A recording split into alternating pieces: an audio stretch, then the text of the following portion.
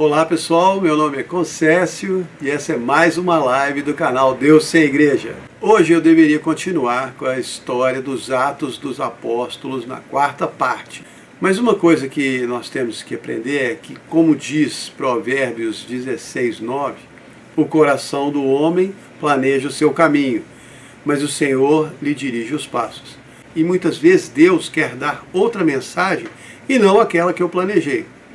E é melhor seguir o plano dele do que o meu. Melhor para vocês e melhor para mim, claro.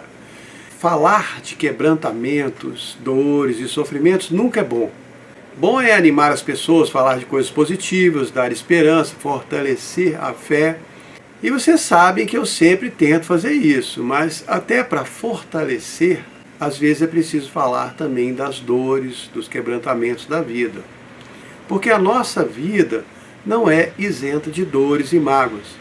Ainda que nós tentemos fazer sempre o melhor, não conseguimos evitar os nossos erros, ou os erros dos outros, e nem as más interpretações nas diversas situações, porque muita dor também é causada por maus entendidos. E é muito difícil para nós vermos nossos esforços de evitar as dores e os problemas serem dissolvidos por um erro que cometemos ou que outras pessoas cometeram.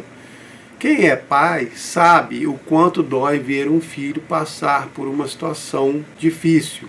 Dói quando nossos filhos são magoados por outros ou até por nós mesmos. E Deus também se sente assim. Ele não quer que nós soframos, mas muitas vezes precisa deixar que o sofrimento e a dor venham em nossas vidas. Salomão escreveu em seu livro Eclesiastes que melhor é a tristeza do que o riso, porque com a tristeza do rosto se faz melhor o coração. E ele confirmou que aprendemos mais com os nossos momentos difíceis do que com as alegrias, quando escreveu: melhor é ir à casa onde há luto do que ir à casa onde há banquete, pois ali se vê o fim de todos os homens e os vivos refletem no seu coração. Então as dores e sofrimentos têm a sua contribuição em nossas vidas, mas isso não significa que nós gostamos dos momentos difíceis. Eu gosto mesmo é da alegria e de ver Deus fazendo grandes milagres que renovam a nossa fé. Prefiro muito mais o Salmo 30, versículo 5, o choro pode durar uma noite, mas a alegria vem pela manhã. Gosto muito mais dos versículos de encorajamento e de fortalecimento. Mas nós, como cristãos, temos que saber que a vida é feita tanto de alegrias quanto de tristezas. E o mais importante é entender que quando passamos por tristezas, não significa que estamos sendo punidos por Deus ou que fizemos algo terrivelmente mal e estamos colhendo os frutos daquilo. É claro que existem essas situações de você fazer o mal e receber de volta, mas muitas vezes são apenas as dificuldades da vida ou o processo de quebrantamento de Deus, as lições que precisamos aprender. Como aquele vídeo que eu gravei chamado As Dificuldades de uma Xícara. É muito bom, quem não assistiu deveria. É uma ilustração bem clara do propósito de Deus para as coisas difíceis que encaramos nas nossas vidas. Eu sei muito bem que todo cristão quer ter uma vida feliz, próspera, livre de sofrimento, mas normalmente não é possível. Primeiro porque Deus quer que nós passemos algumas dificuldades para nos ensinar preciosas lições.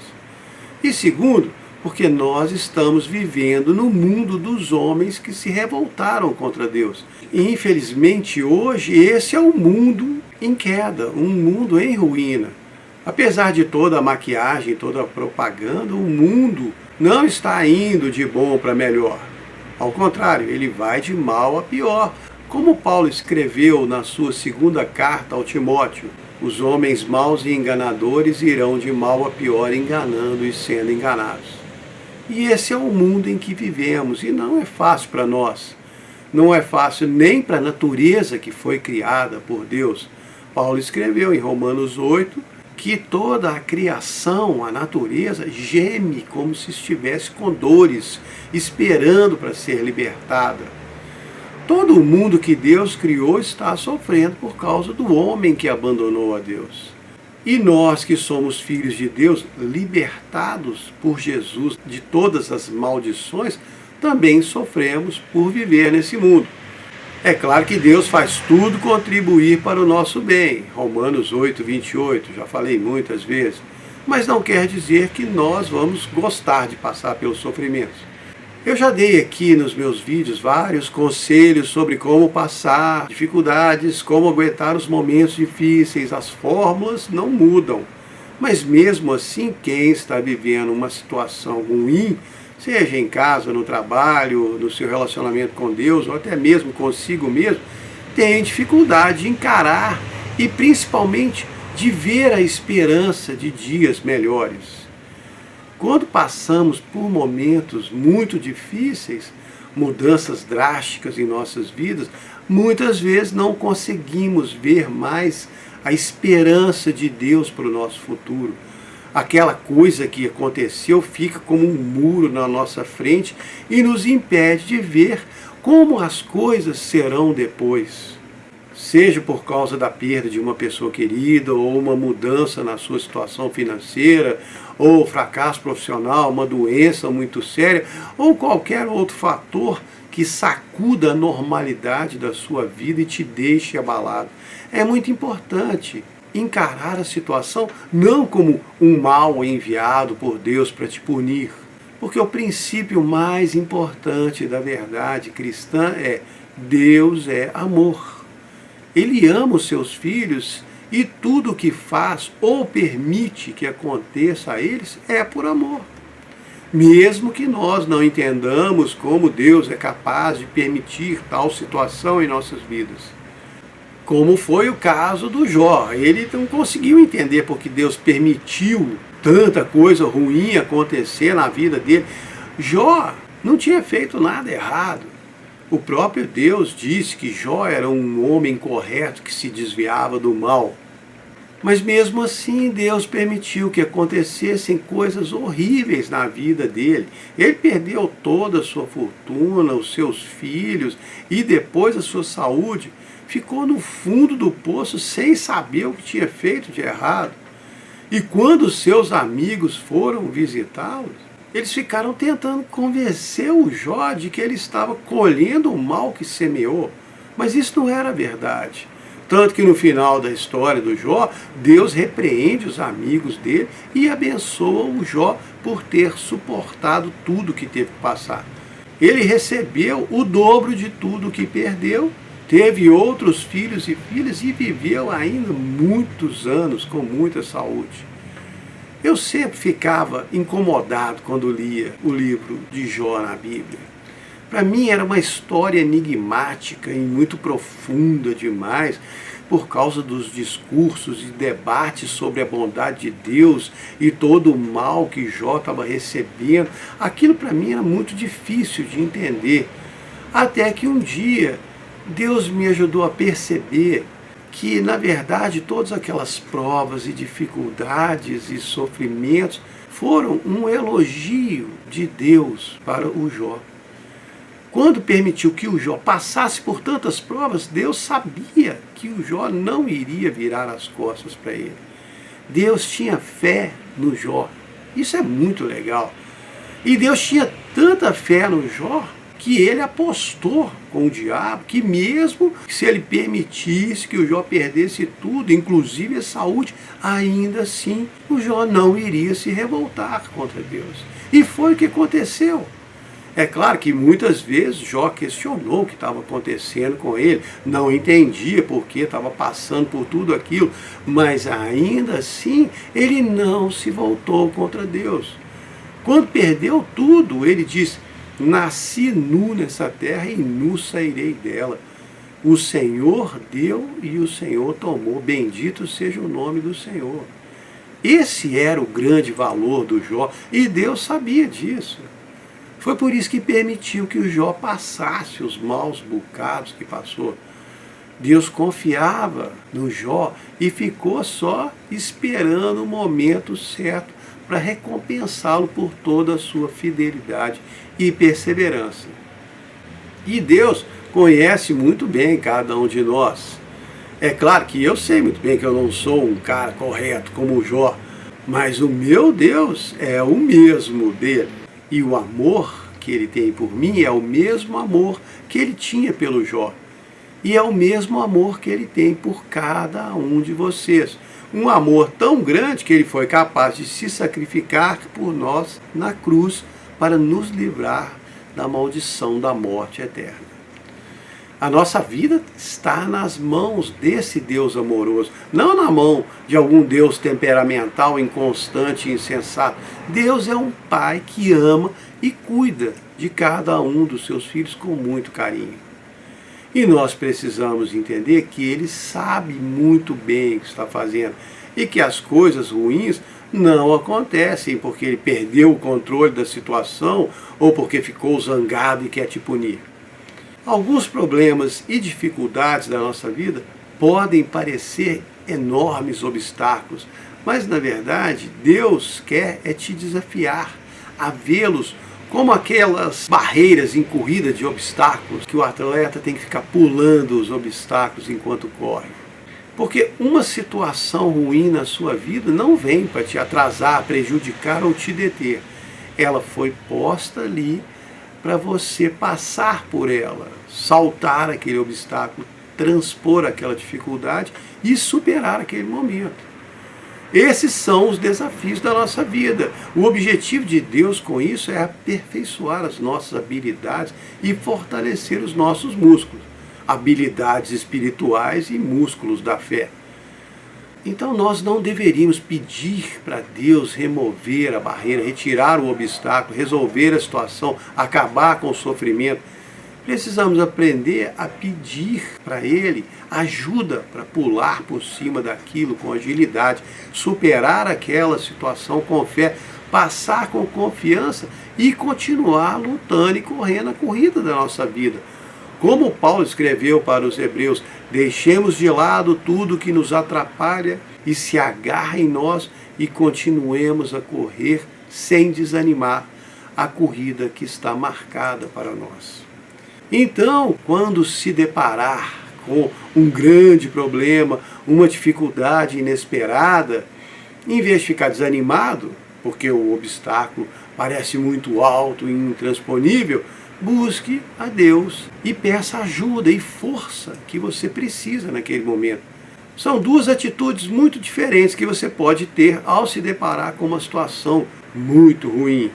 Uma, a mais comum, é reclamar do problema, lamentar a dificuldade, questionar Deus por que está acontecendo tudo aquilo.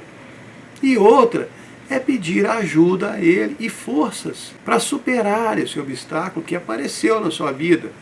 É reconhecer que o que Ele planejou para você, com aquela dificuldade, só vai ter sucesso total se você se submeter a Deus e enfrentar aquilo com a ajuda dEle. Um versículo muito conhecido é Filipenses 4,13. Tudo posso naquele que me fortalece. Mas eu gosto muito da versão desse versículo na Bíblia, NTLH, nova tradução na linguagem de hoje, que diz: com a força que Cristo me dá, posso enfrentar qualquer situação. Fica bem mais explicado assim.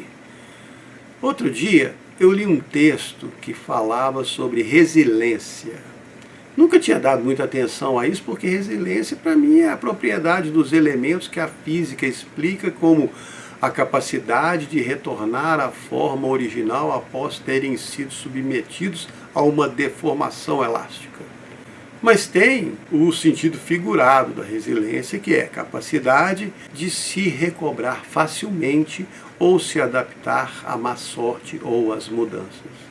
Aí, na Wikipédia, tem uma definição muito bacana. Fala: resiliência é a capacidade do indivíduo lidar com problemas, adaptar-se a mudanças, superar obstáculos ou resistir à pressão de situações adversas. E o livro de Provérbios confirma isso. Provérbios 24:16. Ainda que caia 7 vezes, o justo se levantará, mas os maus serão derrubados pela calamidade. O rei Davi também confirmou no seu Salmo 37:24. Ainda que caia, não ficará no chão, pois o Senhor o ajudará a se levantar. Então essa tal de resiliência é que deve ser a qualidade principal do cristão. Quem aqui se lembra daquela história, a rolha e a baleia? Eu contei ela um ano atrás num daqueles vídeos curtos, ou 2 minutos e meio. Vou contar de novo. Uma enorme baleia nadava com velocidade pelo mar quando de repente deu de cara com uma pequena rolha no seu caminho.